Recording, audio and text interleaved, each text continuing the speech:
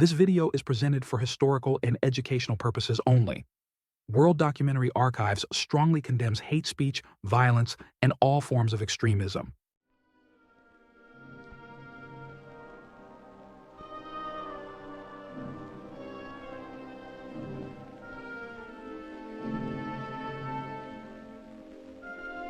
It was 1945. The war was over.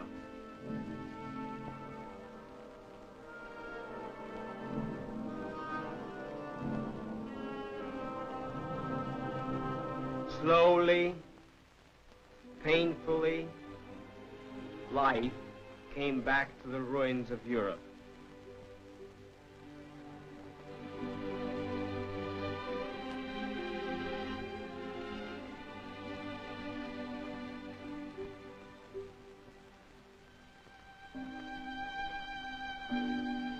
The war was over, but there was no peace. Despair crouched over the continent. Hopelessness circled Europe like a bird of prey. Why? What were the forces? What were the issues in a war that turned nations into rubble heaps and populations into beggars? The people wanted the answers. They wanted to know what happened and why. In the Palace of Justice in Nuremberg, the people of the world came together, for there sat the International Military Tribunal to judge the chief Nazi war criminals.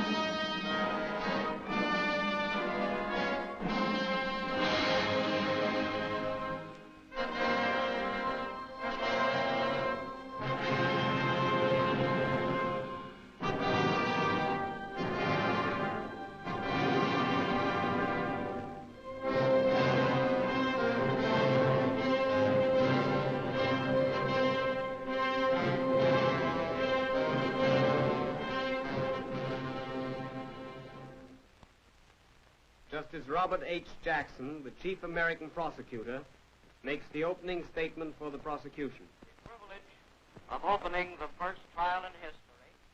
The privilege of opening the first trial in history for crimes against the peace of the world imposes a grave responsibility. The wrongs which we seek to condemn and punish have been so calculated, so malignant, and so devastating that civilization cannot tolerate their being ignored because it cannot survive their being repeated. That four great nations, flushed with victory and stung with injury, stay the hand of vengeance and voluntarily submit their captive enemies to the judgment of the law is one of the most significant tributes that power has ever paid to reason. This inquest represents the practical effort of four of the most mighty of nations, with the support of 15 more, to utilize international law to meet the greatest menace of our times, aggressive war. The common sense of mankind demands that law shall not stop with the punishment of petty crimes by little people. It must also reach men who possess themselves of great power and who make deliberate and concerted use of it to set in motion evils which leave no home in the world untouched. In the prisoner's dock sit 20-odd broken men, reproached by the humiliation of those they have led, almost as bitterly as by the desolation of those they have attacked. Their personal capacity for evil is forever past.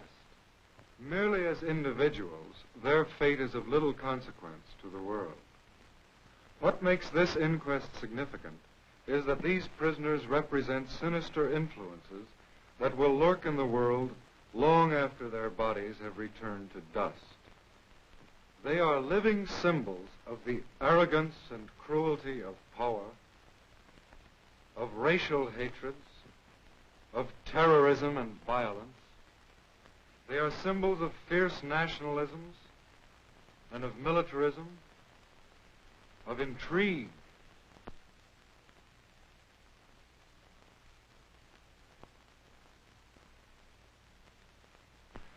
and war-making, which have embroiled Europe generation after generation, crushing its manhood, destroying its homes, and impoverishing its life.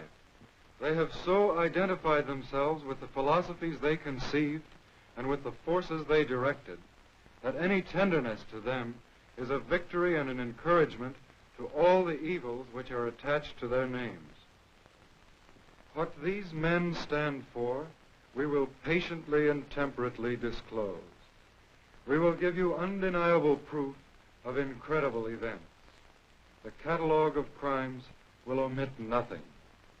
It may be that these men of troubled conscience do not regard a trial as a favor, but they do have a fair opportunity to defend themselves, a favor which they rarely extended to their fellow countrymen.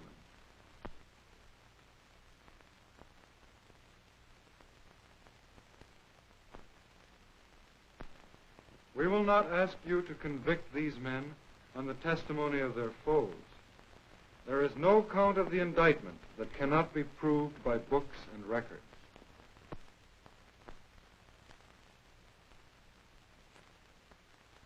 And we will show you the defendants' own films. You will see their own conduct and hear their own voices as they reenact for you from the screen some of the events in the course of the conspiracy. The acts of the defendants have bathed the world in blood.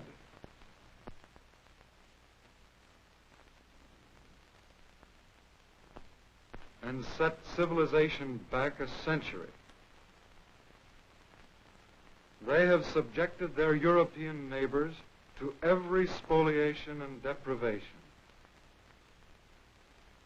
They have brought the German people to the lowest ebb of wretchedness.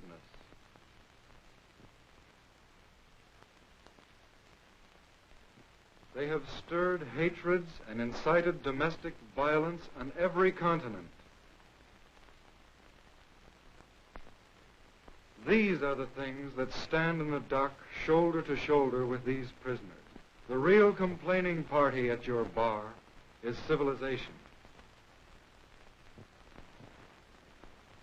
The United States of America present count 1 of the indictment, that all the defendants participated as organizers or accomplices in a common plan or conspiracy to commit crimes against peace, war crimes, and crimes against humanity. The aims of this conspiracy were open and notorious. The aims of this conspiracy were open and notorious. It was far different from any other conspiracy ever unfolded before a court of justice. Pistol shots, and then wild firing. The heart leapt as old war experiences were relived. Its history is the history of the Nazi Party, which grew from the brawling streets of Munich in the 20s.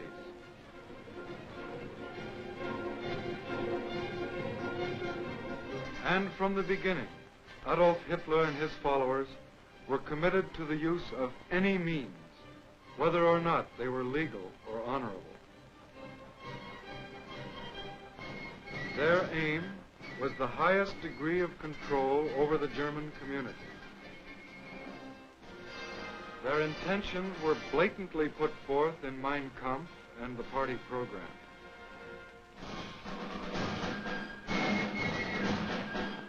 And they preached their favorite doctrine up and down the land. They said that persons of a so-called German blood were a master race, entitled to subjugate or even exterminate other races. They said that the Germans should be ruled under the Führerprinzip, or leadership principle, by which each sub-leader owed unconditional obedience to his superior, and so on right up to Adolf Hitler. They said that war was a noble and necessary activity of Germans.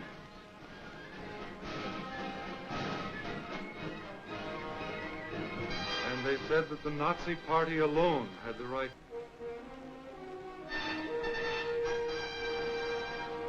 Their rise to power was based on fraud, deceit, intimidation, and coercion, culminating finally in terror and flame.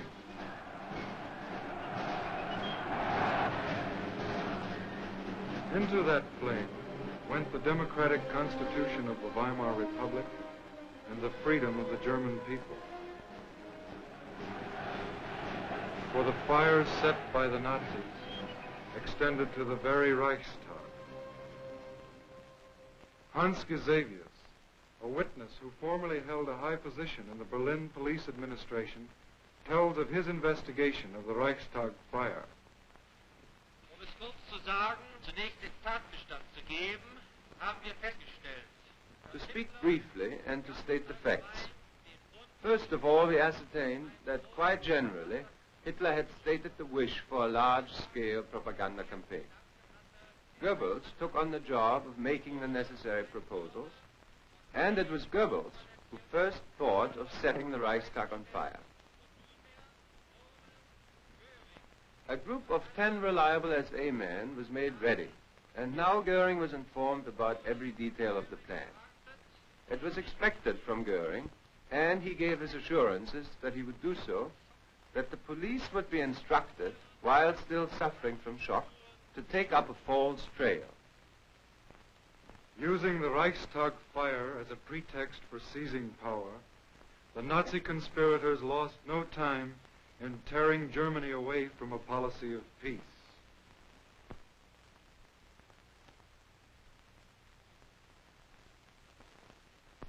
Late in 1933, they led their nation out of the Disarmament Conference, quit the League of Nations, and embarked on a course of secret rearmament.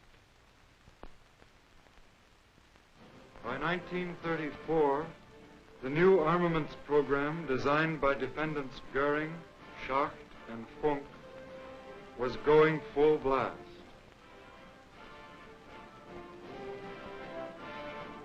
German industry was again turning out the tools of war. The Krupp plants hummed, and 1 year later, Goering could announce, From the strong foundation of the National Socialist ideology, today rises once again the German armed forces. a few days later, General von Blomberg announced the new law for compulsory military service.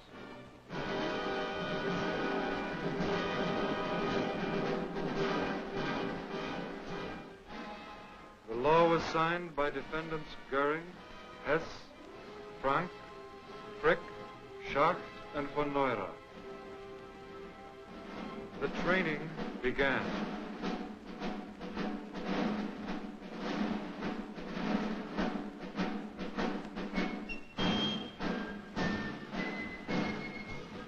Finally, in spring of 1936, the Nazis sent their new troops marching into the Rhineland.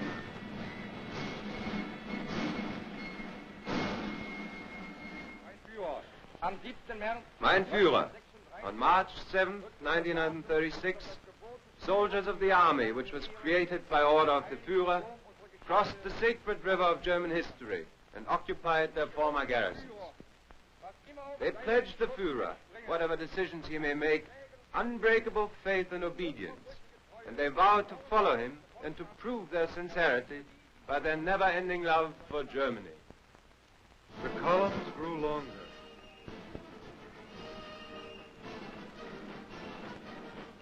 The sound of boots grew louder on the streets of Nuremberg. But Hitler said, The German people is not a people which welcomes a war today, tomorrow, or the day after tomorrow. That is not in the character of the German. He is by nature not only peaceful and peace-loving, but above all conciliatory. He wants to work. In our country are millions of peasants. They want to till their fields, they want to bring in their harvest. There are millions of workers. They want to perform their work. Sie haben ihre Kinder, ihre Söhne lieb.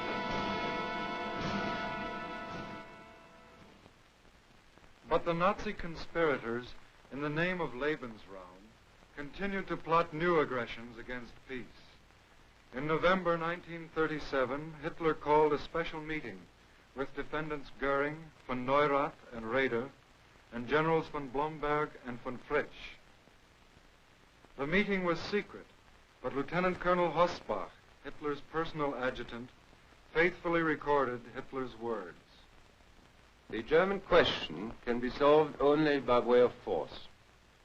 For the improvement of our military political position, it must be our first aim, in every case of entanglement by war, to conquer Czechoslovakia and Austria simultaneously. The annexation of the two states to Germany, militarily and politically, would constitute a considerable relief. This meeting set the stage for Nazi expansion, and Act I came only 3 months later at Berchtesgaden, where defendant von Papen finally engineered a meeting between Schuschnigg, the Austrian chancellor, and Hitler and defendants Keitel and von Ribbentrop. Guido Schmidt, who was Austrian foreign minister at the time, also attended the meeting, and now he takes the witness stand. Did Hitler demand that Seyss-Inquart be made Minister of Security?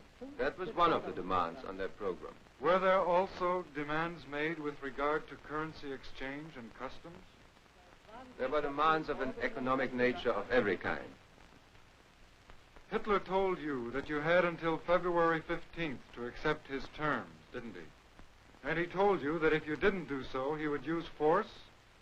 The ultimatum, as Hitler stated it, was that he intended, as early as February, to march into Austria, and that, for the last time, he was prepared to postpone it. Faced by these threats, the Austrians carried out all Hitler's demands. But the Nazi conspirators weren't satisfied. A month later, when Schuschnigg announced a plebiscite on Austrian independence, Hitler and defendant Goering demanded the plebiscite be cancelled. Another ultimatum demanded Schuschnigg resign within 3 hours. Fearing invasion, Schuschnigg resigned, and finally defendant Seyss-Inquart was appointed the new Chancellor of Austria. That same day, Goering in Berlin called Kepler of the German embassy in Vienna. The conversation was transcribed. Kepler spoke first. Well, we represent the government now. Yes, that's it. You are the government. Listen carefully. The following telegram should be sent here from Seyss-Inquart. Make the notes. The provisional Austrian government sends to the German government the urgent request to support it in its task to help prevent bloodshed. For this purpose, it asks the German government to send German troops as soon as possible. Well, SA and SS are marching through the streets. Everything has collapsed for the professional groups. Seyss-Inquart is the only one who still has power in Austria. Yes. Then our troops will cross the border today.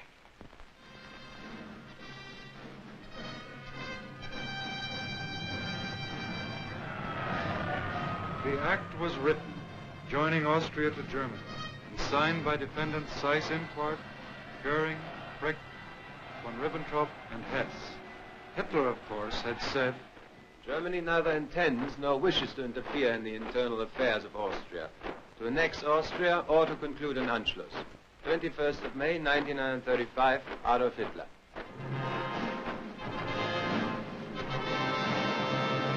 The curtain fell on Act I, but already the Nazi conspirators prepared for Act II, with this 1938 memorandum from Hitler to his high command.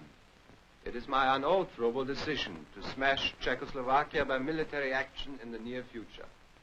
It is the job of the political leaders to bring about the politically and militarily suitable moment. Konrad Henlein was designated political leader. The plan was labeled Operation Green, and defendant Jodl issued another memorandum reading, Operation Green will be set in motion by means of an incident in Czechoslovakia which will give Germany provocation for military intervention. The fixing of the exact time for this incident is of the utmost importance. A few months later, Germany signed the Munich Pact with England, France, and Italy. This pact involved the transfer of the Sudetenland to Germany. The conspirators called it their last territorial demand.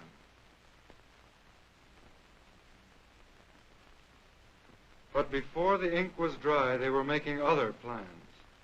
For Hitler's goal was the complete absorption of Czechoslovakia. And now the Czech president, Hacha, was called to a meeting with Hitler and defendants Goering, von Ribbentrop, and Keitel. They gave him the ultimatum.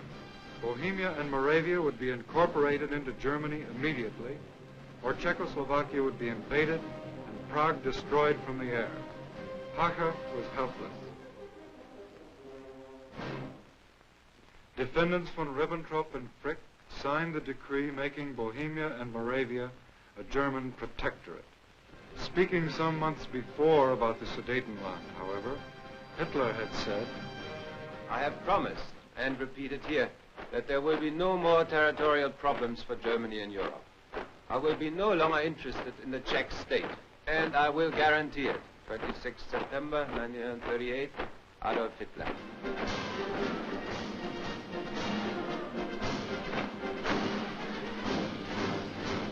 Now, according to more of his adjutant's notes, Hitler reviewed the Nazi plan of violence and treachery from 1934 to 39. The notes read, First, rearmament. In 1935, the introduction of compulsory military service. After that, militarization of the Rhineland. 1 year later, Austria came. It brought about a considerable reinforcement of the Reich. The next step was Bohemia and Moravia.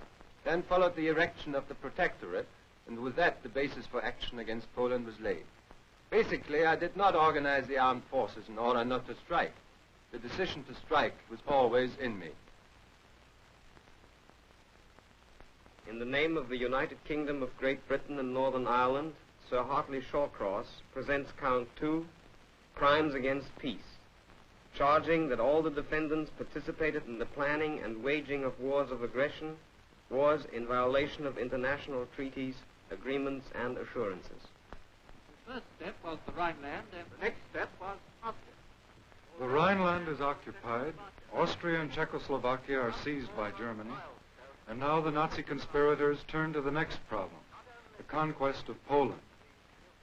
Again, an adjutant, Lieutenant Colonel Schmundt, transcribed Hitler's words. The solution of the problem demands courage. It is impossible without invasion of foreign states or attacks on foreign property. There's therefore no question of sparing Poland, and we are left with the decision to attack Poland at the first suitable opportunity. We cannot expect a repetition of the Czech affair. There will be war. Then, on 23 August, the Nazis signed their non-aggression pact with Russia. Then Hitler told his high command, Now Poland is in the position in which I want her. I'm only afraid that at the last moment some Schweinehund will make a proposal for mediation. appeals were made, twice by the Pope and by President Roosevelt.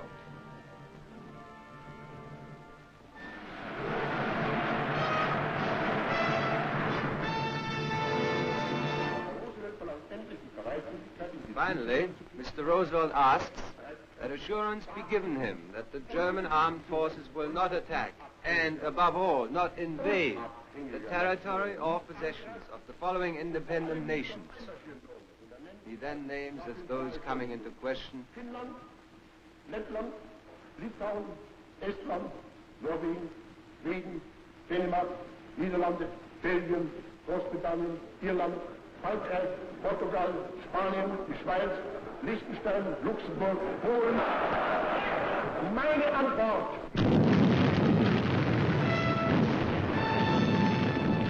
On 1 September 1939, the Nazis sent the Wehrmacht smashing into Poland and into a new world war. For France and England, faithful to their mutual assistance pact with Poland, immediately declared war on Germany.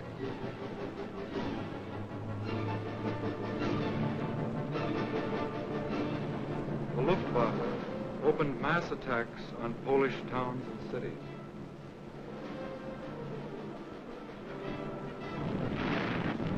And Hitler, according to Schmundt's notes, said, "Destruction of Poland in the foreground. I shall give a propagandist cause for starting the war. Never mind whether it be plausible or not. Have no pity. Take a brutal attitude." But, as usual, before the attack on Poland, Hitler told the world, During the troubled months of the past year, the friendship between Poland and Germany has been one of the reassuring factors in the political life of Europe.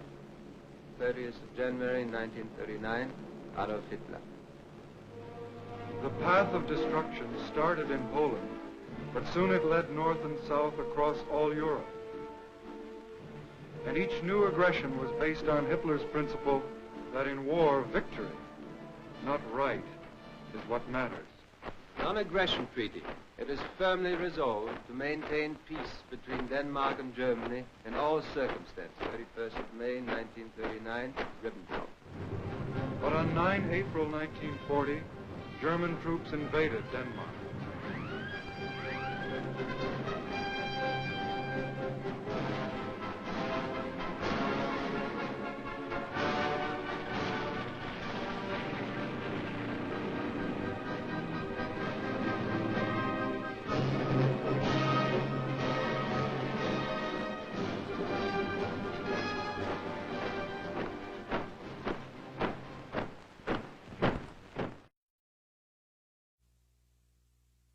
The German Reich is determined, in view of the friendly relations which exist between Norway and Germany, under no circumstances to prejudice the inviolability and integrity of the Norwegian state. 2nd of September 1939, Deutsches Reich. But on 9 April 1940, German troops invaded Norway.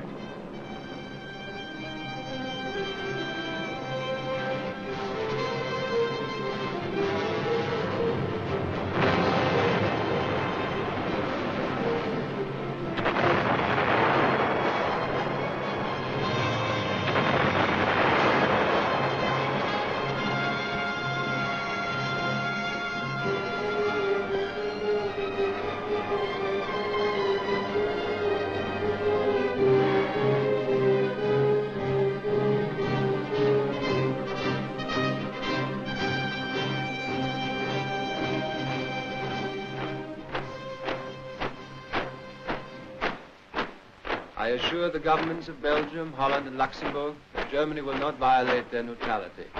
6th of October, 1939, Adolf Hitler. But on May 10th, 1940, German troops invaded Belgium, Holland, and Luxembourg.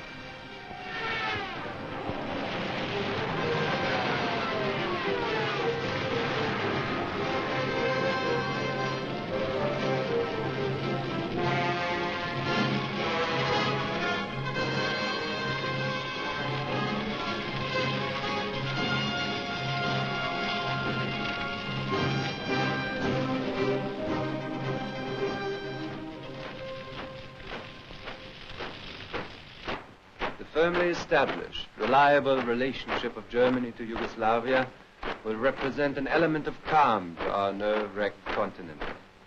This peace is the goal of all who are disposed to perform really constructive work.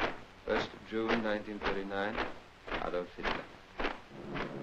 But on 6 April 1941, German troops invaded Yugoslavia.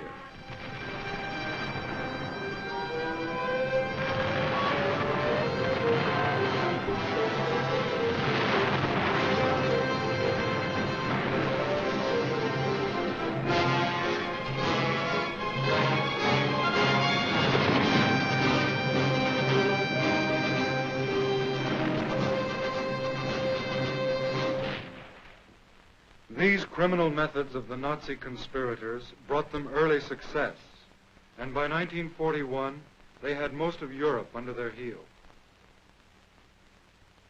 Now an evil ambition for power and more power drove them on. But two of the world's mightiest nations, the United States and Soviet Russia, remained to block the Nazi drive for world supremacy. They had to be dealt with firmly, immediately. And now Germany asked for cooperation from her full partner in aggression to the east and from her junior partner to the south. In Berlin, they drew up the Axis Pact, the blueprint of the new order, and parceled out the continents of the world for Axis domination.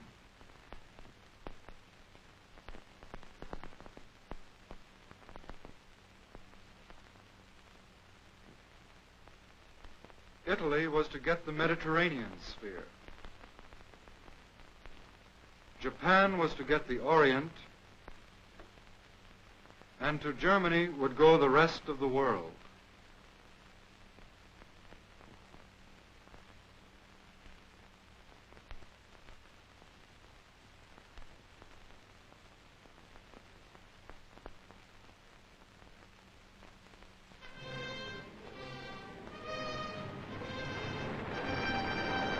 In June 1941, in violation of their non-aggression pact, the Nazis sent the Wehrmacht deep into Soviet territory, according to military plans long made. As usual, there was no declaration of war. Hitler had said, "Today Germany, tomorrow the world," and this was tomorrow.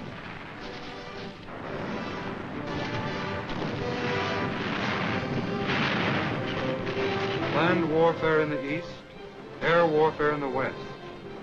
For now Defendant Goering's Luftwaffe was hurled with full force against the people and cities of Britain. Hitler, after all, had told the Reichstag, "I will blot out their cities."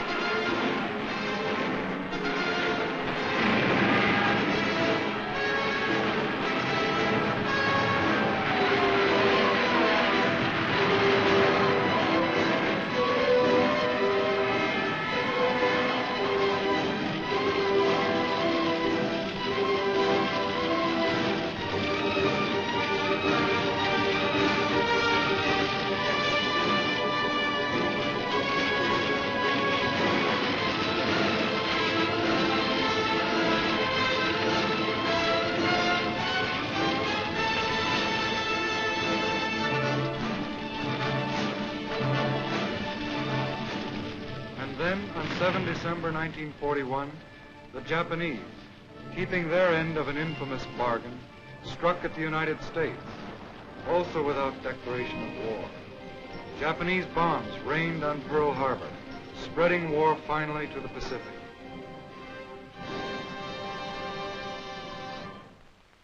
The new order was on the march. World War II flamed around the globe.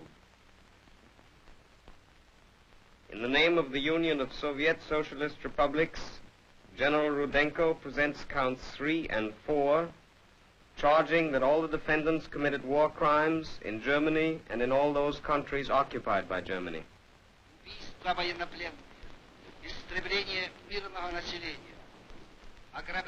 The Nazi conspirators committed crimes against enemy armies, against prisoners of war, against the civilians of occupied lands.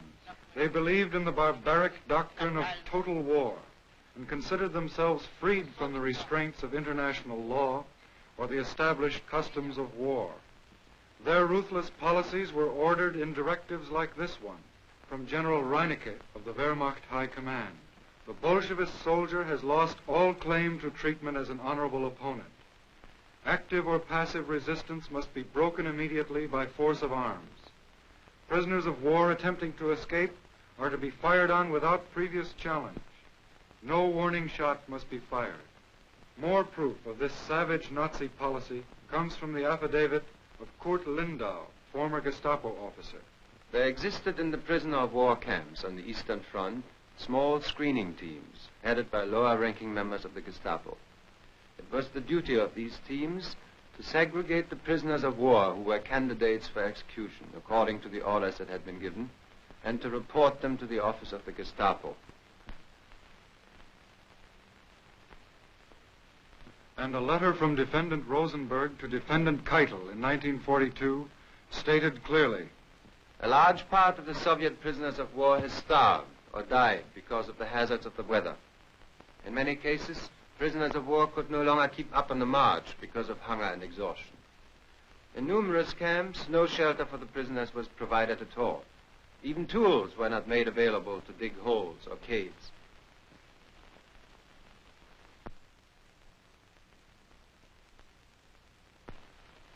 Yet, when some objected that this treatment violated the Geneva Convention, Defendant Keitel answered with this memorandum. We are concerned with the destruction of an ideology. Therefore, I approve and back the measures. This is proved by the testimony of General Lahusen, who worked under Admiral Canaris in the Abwehr. General Lahusen attended conferences where crimes against whole populations were plotted in advance by the Nazi conspirators. Will you please explain exactly what took place at this conference in the Führer's train?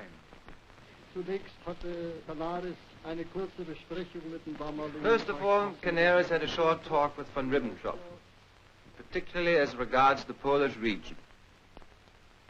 Secondly, Canaris spoke vehemently against the measures that Canaris had found out about, to wit, the projected shooting and extermination measures that were being directed against the Polish intelligentsia, nobility and clergy, as well as all elements that could be regarded as embodiments of the national resistance movement.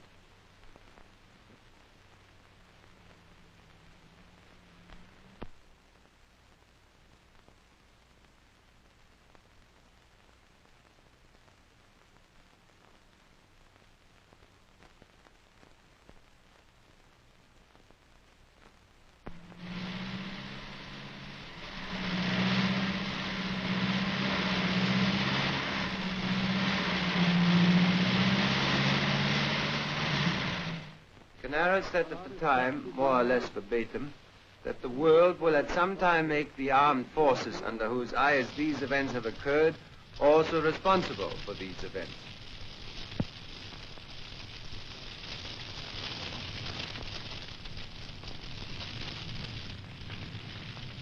Defendant Frank, Nazi governor of Poland, was another of the conspirators guilty of directing mass murder. In his diary, he speaks of taking advantage of the focus of attention on the Western Front by carrying out wholesale liquidation of thousands of Poles. These atrocities were not restricted to the east. Here is the proof in the village of Oradour-sur-Glane, France.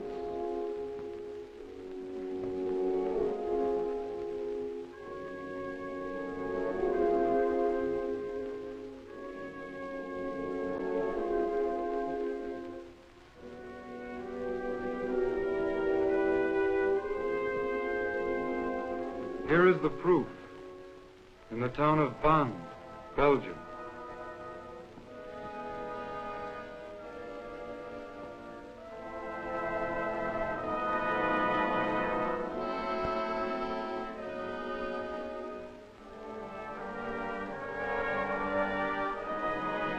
Here is the proof in the San Callisto Caves, Italy, where 350 hostages were carefully listed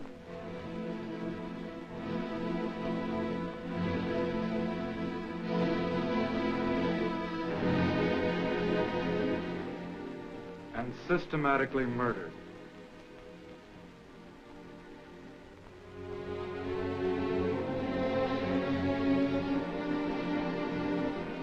And here is Lidice in Czechoslovakia.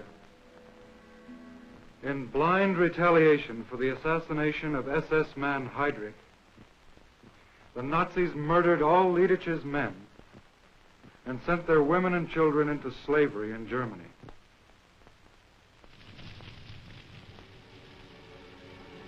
But this was not enough. Boys of the Arbeitsdienst were moved into the ruins of Lidice and ordered to level the village to the ground.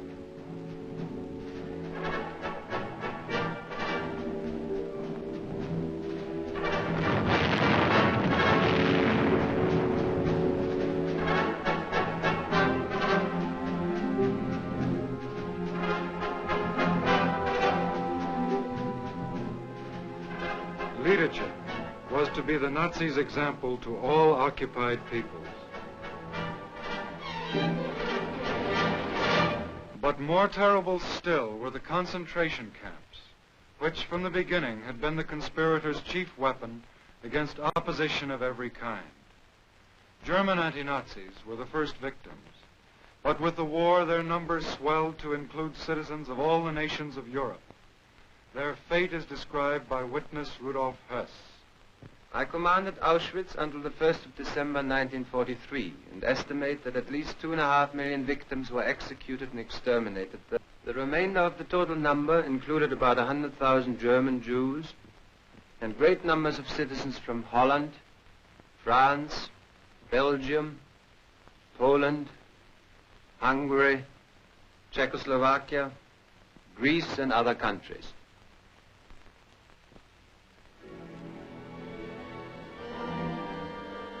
Medical experiments, too, were standard procedure at many concentration camps. These included lowering the body temperature to 28 degrees centigrade, high-altitude tests in pressure chambers, experiments with poisoned bullets and contagious diseases, and even sterilization experiments. This was genocide, the premeditated destruction of entire peoples. Genocide, the direct result of the Nazis' claim that they had the right to destroy the party's opposition. Tomorrow the world, dead or alive.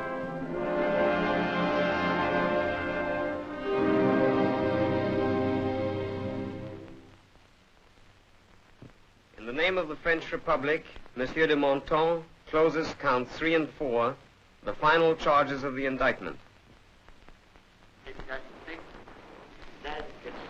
All the defendants committed crimes against humanity, including the murder and persecution of all people opposed to the Nazi Party, and the enslavement, exploitation, and deportation of civilian populations. The slave labor policy was the responsibility of defendant Sauckel, who admitted in 1944, out of the 5 million workers who arrived in Germany, not even 200,000 came voluntarily. Forced labor often meant brutal and degrading treatment, for Sauckel himself suggested. All the men must be fed, sheltered, and treated in such a way as to exploit them to the highest possible extent at the lowest possible expenditure.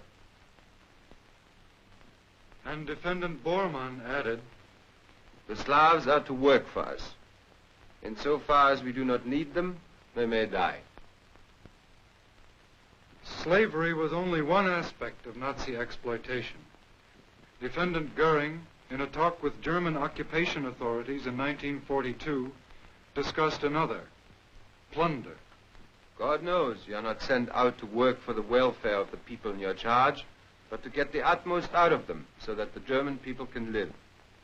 This everlasting concern about foreign people must cease now, once and forever. I have here before me reports on what you are expected to deliver.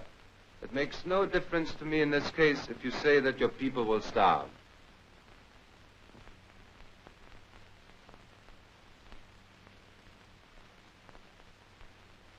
But Nazi crimes against humanity were not limited to foreign peoples. Defendant Frick, as Minister of Interior, directed a program aimed at aged, insane, or incurable Germans, the so-called useless eaters. Thousands were committed to special institutions. Few ever returned. Evidence proves they were murdered because they were useless to the plans of the Nazi conspirators. But perhaps the greatest crime against humanity the Nazis committed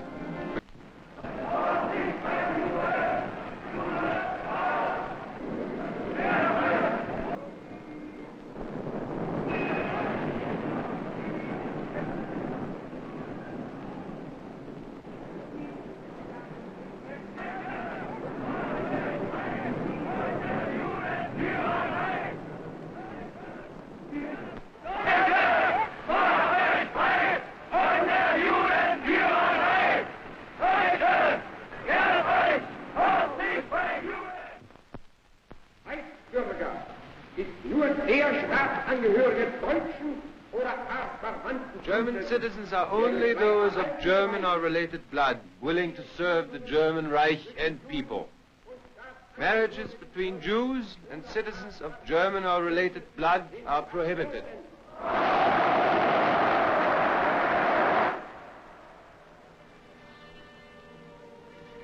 SS Brigadier General Stroop, in charge of the Warsaw Ghetto in 1943, had learned his Nazi lessons well. In a secret report, he said,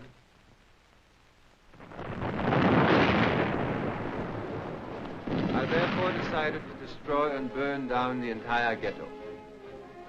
Jews frequently left their hideouts, but occasionally remained in the burning buildings and jumped out of the windows only when the heat became unbearable.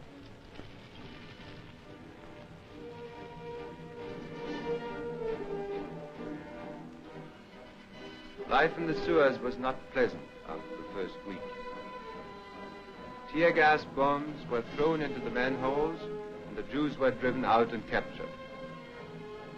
Countless numbers of Jews were liquidated in sewers and bunkers through blasting. The longer the resistance continued, the tougher became the members of the Waffen-SS, police, and Wehrmacht, who always discharged their duties in an exemplary manner. little by little, the Nazis were reaching what they called the final solution, the total extermination of the Jews of Europe. Hess described the process well. We had 2 SS doctors on duty at Auschwitz to examine the incoming transports of prisoners. The prisoners would be marched past one of the doctors who would make spot decisions. We endeavored to fool them into thinking they were to go through a delousing process.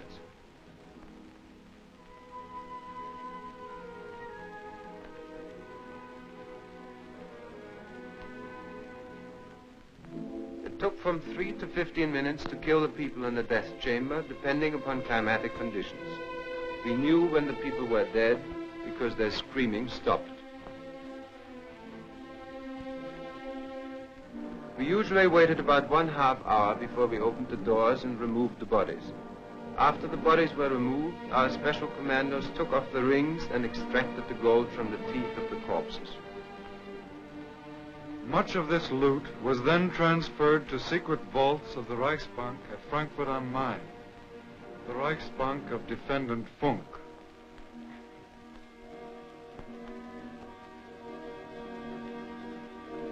Labor Chief Robert Lai knew that 6 million Jews died in the Nazis' final solution. In his will, he said, In anti-Semitism, we violated a basic commandment of God's creation. It is hard to admit mistakes, but the whole existence of our people is in question. We must have the courage to rid ourselves of anti-Semitism. God has taught me that in my cell in Nuremberg.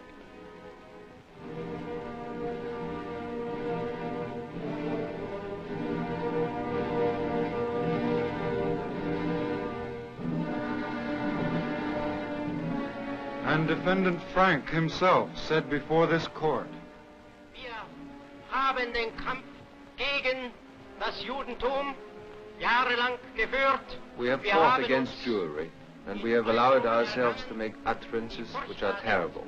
1,000 years will pass, and this guilt of Germany will still not be erased. the prosecution rests. The defense begins. They call 61 witnesses and introduce 38,000 affidavits on the defendant's behalf.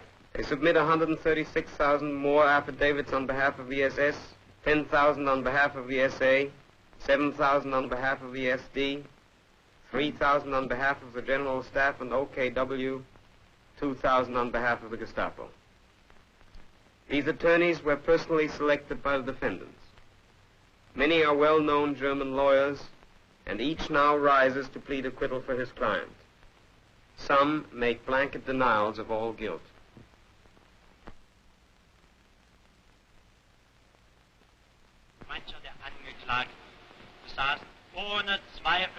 Some of the defendants had, without doubt, a great influence in those spheres which did not interest Hitler.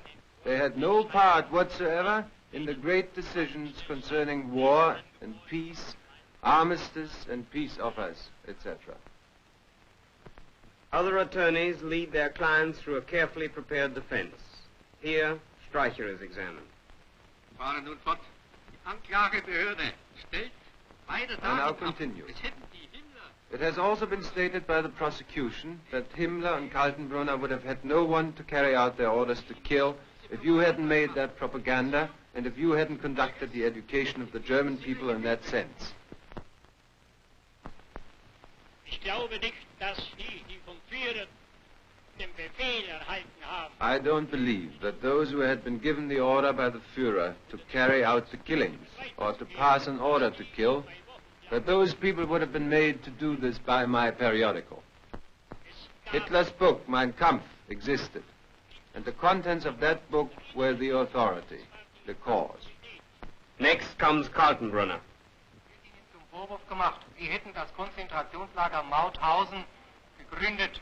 You are accused of establishing Mauthausen, of inspecting and visiting this camp regularly. The witness Hellriegel testified having seen you in this camp, and further testified having seen you at the inspection of gas chambers, and while these gas chambers were in operation.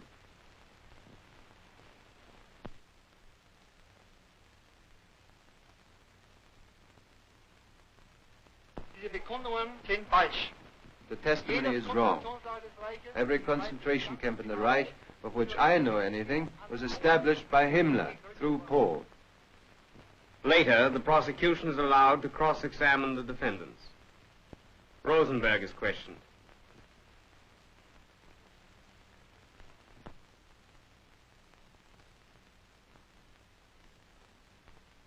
Did your ministry force people to leave their homes, to go to Germany, to work for the German state? It is true that force was used, and it is not denied that some terrible encroachments occurred. Now, Raeder takes the stand. On the 23rd of May, in the Reichschancellery, Hitler said that he would give you an indoctrination on the political situation. And he said, "We are left with a decision to attack Poland at the first opportunity." Did you still think that he had no aggressive intentions? Ich habe noch viel länger geglaubt. Genau wie Herr Generaloberst Jodl. I believed that for a long time. Just as General Jodl said, after Hitler had solved the Czech problem purely politically, it was to be hoped he would also be able to solve the Polish question without bloodshed. I believed that until the last moment, until the 22nd of August. Keitel is cross-examined. Yesterday, your counsel showed you this order, dated 16 September 1941. It said that it is necessary to take immediate cruel measures and that human life in the East is absolutely worthless. You remember the basic idea of the order, that human life costs absolutely nothing? Please answer the question. You signed this order with this statement? Ja. Next, Jodl. Do you remember any other reason for such great mortality among Soviet prisoners of war? Ich wusste von diesen Gründen des I didn't know the Massensterbens reasons nichts. for this mass Sie sind murder, auch vollkommen- but they seem to be completely wrong. That I do know. Now, von Ribbentrop. Are you telling the tribunal on your oath that you knew nothing about the effect of military pressure on Austria? Ich möchte nochmals betonen, I wish to stress again that I knew nothing about military measures, and that if I had known something, I wouldn't see any reason not to say so. But it is a fact that during the days before and after the Hitler-Schuschnigg meeting, I was so busy taking over the Foreign Office that I could give only slight attention to the Austrian problem.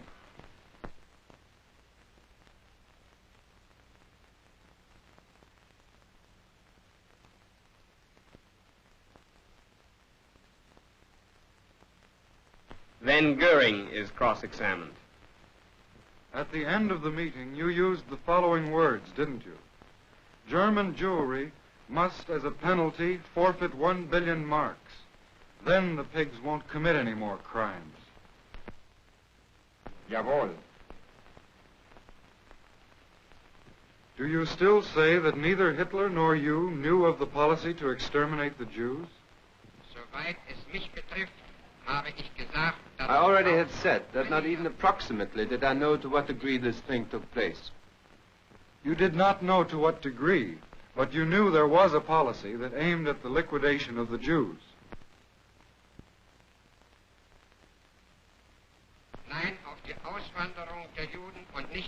No, not liquidation of the Jews. I only knew that certain perpetrations had taken place. Speer takes the stand. You were present on April 23rd, 1945, when Hitler received the telegram from Goering suggesting that he take over power. What did Hitler say on that occasion?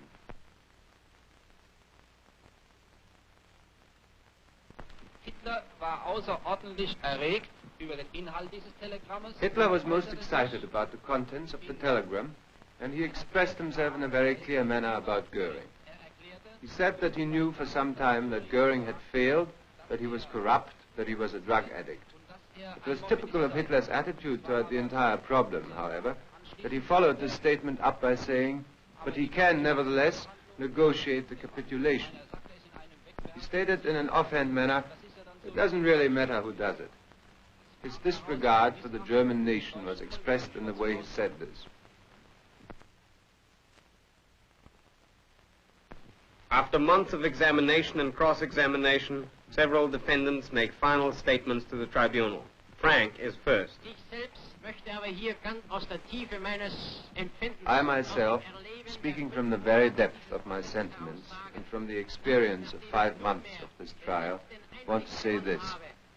Now that I have gained the last insight into all that which has been committed in the way of dreadful atrocities, I feel a terrible guilt within me. Funk declares.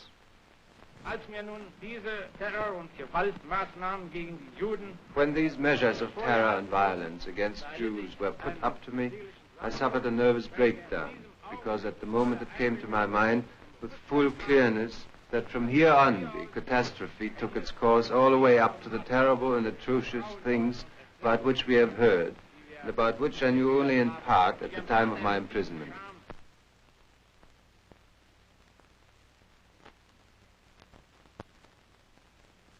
I felt ashamed and guilty at that moment, and I feel the same way today, but it's too late. Now Schirach speaks. It is my guilt that I educated German youth for a man who committed murders millionfold. Schach is next. Denn hat alles, was vorher dem deutschen Volke und damit auch mir versprochen hatte. Everything he promised to the German people and thereby to himself, he did not afterwards keep. He promised equal rights for all citizens, and without regard to their capabilities, his adherents got privileges before all other citizens. He promised to fight against political lies, and together with his minister Goebbels and by himself, he never did anything but disseminate political lies and political fraud. He released criminals and put them into his service.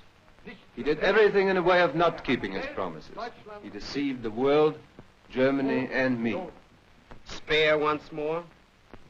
The tremendous danger contained in this totalitarian system only became really clear the moment we were approaching the end. Everything that has happened during this trial, everything you have seen in the way of orders which were carried out without any hesitation, did after all turn out to be mistaken.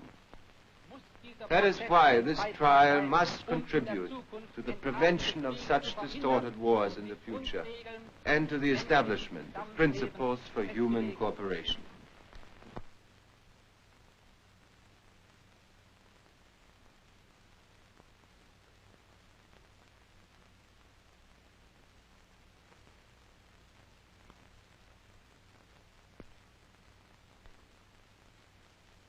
And Keitel again.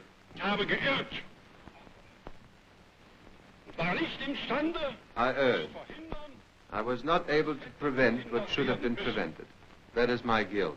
das ist I meine can Schuld. only wish that out of a clear recognition of the causes, of the disastrous methods, and the terrible consequences of this war, there will arise for the German people a new hope for a better future in the community of nations.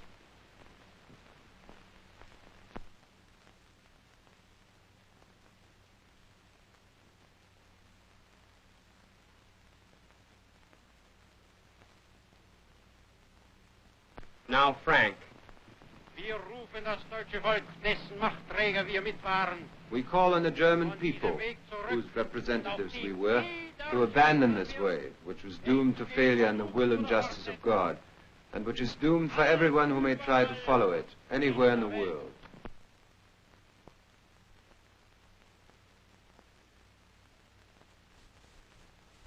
The last defendant to speak is Fritzsche. Nun, Sie haben von Hitler nichts Gutes erwartet. You, of the prosecution, did not expect anything good from Hitler, and you are amazed about the extent of what really happened. But then try to understand the indignation of those who did expect something good from Hitler and were betrayed. I am one of these betrayed.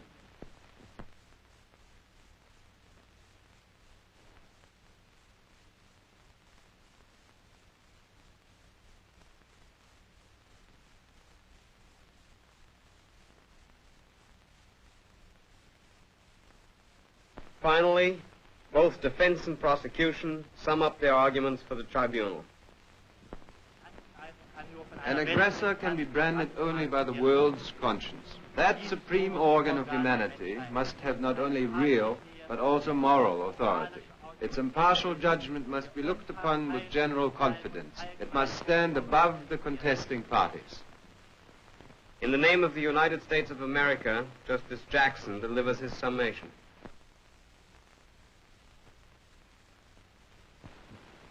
According to the testimony of each defendant, these men saw no evil, spoke none, and none was uttered in their presence.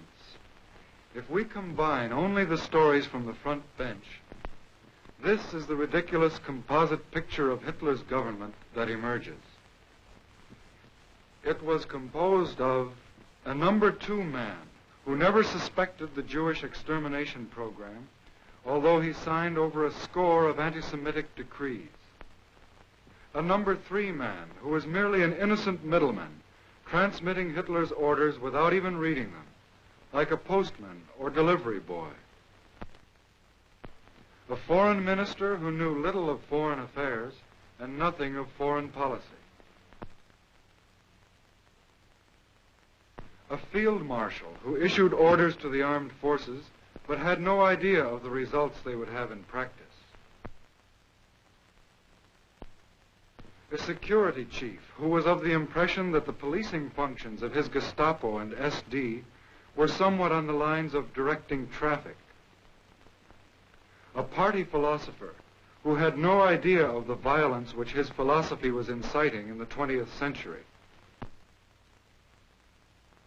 A governor general of Poland who reigned but did not rule.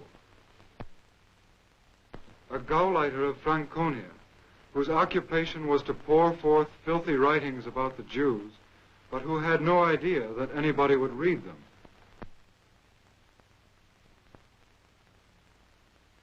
A minister of the Interior who knew not even what went on in his own office, much less the interior of his own department, and nothing at all about the interior of Germany. A Reichsbank president who was totally ignorant of what went in and out of the vaults of his bank. To say of these men that they are not guilty, it would be as true to say there has been no war, there are no slain, there has been no crime. In the name of the United Kingdom of Great Britain and Northern Ireland, Sir Hartley Shawcross delivers his summation. This trial must form a milestone in the history of civilization, not only marking that right shall in the end triumph over evil, but also that ordinary people of the world, and I make no distinction here between friend and foe, are now determined that the individual must transcend the state.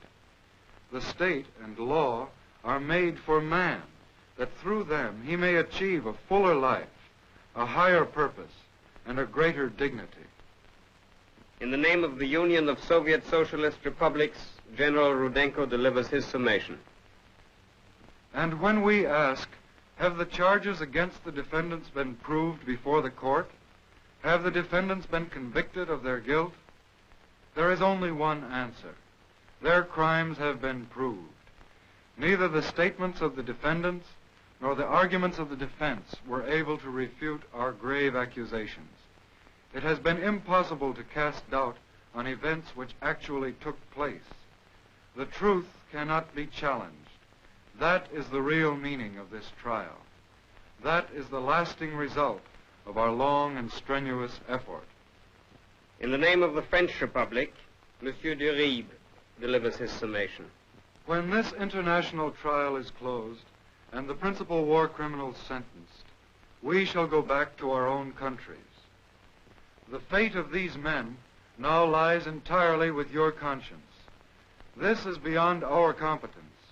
Our task is finished. Now it is for you, in the silence of your deliberations, to listen to innocent blood crying for justice.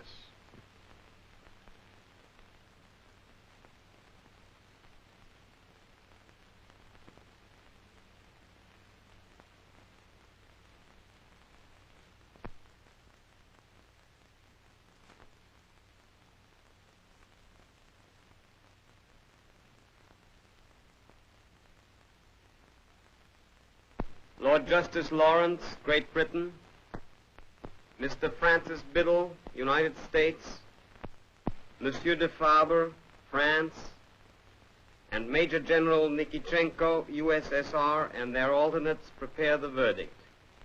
It will be based on the opinion of the majority.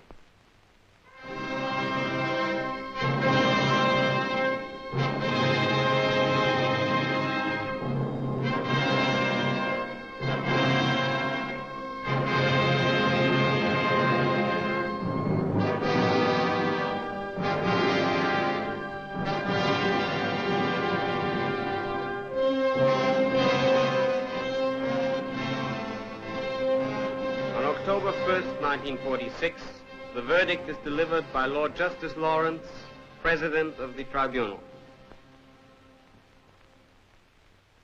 Of the organizations, the SS, SD, Gestapo, and Leadership Corps are found guilty. The High Command, SA, and Reich Cabinet not guilty. As for the individual, Wilhelm Hermann Goering, guilty of conspiracy, crimes against peace, war crimes, and crimes against humanity. Death by hanging. Rudolf Hess, guilty of conspiracy and crimes against peace. Life imprisonment. Joachim von Ribbentrop, guilty of conspiracy, crimes against peace, war crimes, and crimes against humanity. Death by hanging. Wilhelm Keitel, guilty of conspiracy, crimes against peace, war crimes, and crimes against humanity. Death by hanging. Ernst Kaltenbrunner, guilty of war crimes and crimes against humanity. Death by hanging. Alfred Rosenberg, guilty of conspiracy, crimes against peace, war crimes, and crimes against humanity. Death by hanging. Hans Frank, guilty of war crimes and crimes against humanity. Death by hanging. Wilhelm Frick, guilty of crimes against peace, war crimes, and crimes against humanity. Death by hanging. Julius Streicher, guilty of crimes against humanity. Death by hanging. Walter Funk, guilty of crimes against peace, war crimes, and crimes against humanity. Life imprisonment. Hjalmar Schacht, not guilty on this indictment, released. Karl Dönitz, guilty of crimes against peace and war crimes, 10 years imprisonment. Erich Raeder, guilty of conspiracy, crimes against peace, and war crime, life imprisonment. Baldur von Schirach, guilty of crimes against humanity, 20 years imprisonment. Fritz Saukel, guilty of war crimes and crimes against humanity, death by hanging. Alfred Jodl, guilty of conspiracy, crimes against peace, war crimes, and crimes against humanity. Death by hanging. Franz von Papen, not guilty on this indictment. Released. Albert Speer, guilty of war crimes and crimes against humanity. 20 years imprisonment. Konstantin von Neurath, guilty of conspiracy, crimes against peace, war crimes, and crimes against humanity. 15 years imprisonment. Arthur Seyss-Inquart, guilty of crimes against peace, war crimes, and crimes against humanity. Death by hanging. Hans Fritzsche, not guilty on this indictment. Released. Martin Bormann, tried in absentia. Guilty of war crimes and crimes against humanity. Death by hanging. The trial is over.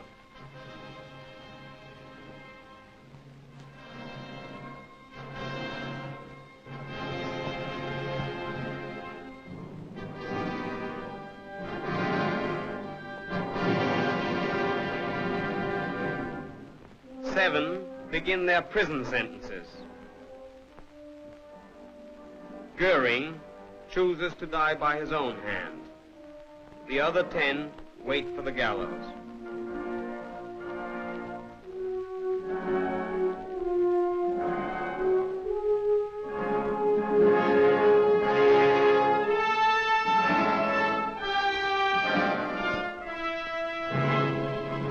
In Nuremberg, the people of the world found out and why.